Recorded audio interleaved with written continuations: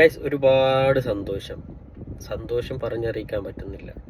കാരണം നമ്മുടെ റഹീമിൻ്റെ ജീവൻ പോകുന്ന സമയത്ത് കേരളം ഒന്നിച്ചു നിന്നിട്ട് ജീവിതത്തിലേക്ക് തിരിച്ചു കൊണ്ടുവന്നു. റഹീമിന് ജീവിതത്തിലേക്ക് തിരിച്ചു കൊണ്ടുവരാൻ എത്ര എമൗണ്ട് ആണോ വേണ്ടത്, ആ എമൗണ്ട് ഇന്ന് എത്തിക്കഴിഞ്ഞു. അത് വളരെ അധികം സന്തോഷം ഉണ്ടാക്കുന്ന ഒരു കാര്യമാണ്. കാരണം വെച്ചാൽ ഇപ്പോൾ നമ്മൾ തന്നെ ഒന്ന് ചിന്തിച്ച് നോക്കിയാൽ മതി. ഇപ്പോൾ 34 കോടി എന്നൊക്കെ പറയുമ്പോൾ എങ്ങനെയാണ് ആ എമൗണ്ട് ഒന്ന് പിരിച്ചെടുക്കുക, എമൗണ്ട് എങ്ങനെയാണ് അവിടെ എത്തിക്കുക? മറ്റേ റഹീമിനാണെങ്കിൽ ഒരു ജീവനാണ്, അതായത് ഒരു തൂക്കുകയറിൽ അവൻ്റെ ജീവൻ എടുക്കുകയാണ്. ആ സമയത്ത് നമുക്ക് ഇത്ര എമൗണ്ട് ചെയ്യണമെന്ന് പറഞ്ഞപ്പോൾ എല്ലാ ആൾക്കാരും ഒന്നിച്ചു കൂടി, കേരള ജനത മൊത്തം ഒരുമിച്ച് കൂടിയിട്ട് ഇത്ര വലിയൊരു സംഖ്യ ഉണ്ടാക്കി കൊടുത്തു. ഈ കേരളത്തിൻ്റെ ഒരു പ്രത്യേകതയാണ്, അഭിമാനമാണ്.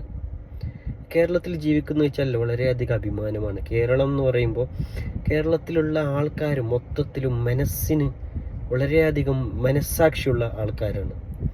കാരണം വെച്ചാൽ എന്തായാലും ഒരു ജീവനല്ലേ, ആ ജീവന് നമ്മൾ അങ്ങനെ വിട്ടു കൊടുത്തൂടാ എന്നൊരു വാശി പിടിച്ച് അങ്ങനെ അവൻ വിട്ടു കൊടുക്കില്ല എന്ന് പറഞ്ഞ് എല്ലാവരും ഒത്തുകൂടിയിട്ട് ഇത്ര വലിയൊരു സംഖ്യ ആക്കി കൊടുത്തു.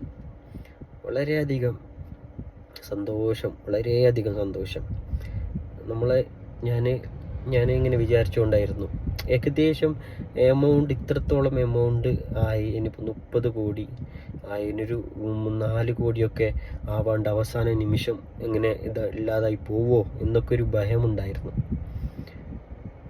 ഇപ്പോൾ എല്ലാം സമാധാനമായി, നല്ല സമാധാനമായി, മനസ്സിന് നല്ല സന്തോഷമായി. എൻ്റെ ഉമ്മയുടെ ഒരു വീഡിയോ ഒക്കെ കണ്ടിട്ടിപ്പോൾ വളരെയധികം സന്തോഷമായി.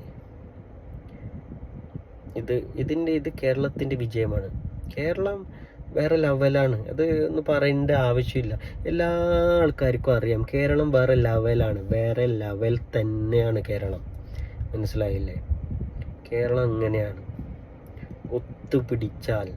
കേരളം ഒത്തുപിടിച്ചാൽ എന്തും സംഭവിക്കും. ഒരുപാട് നന്ദി കേരളമേ, ഒരുപാട് നന്ദി.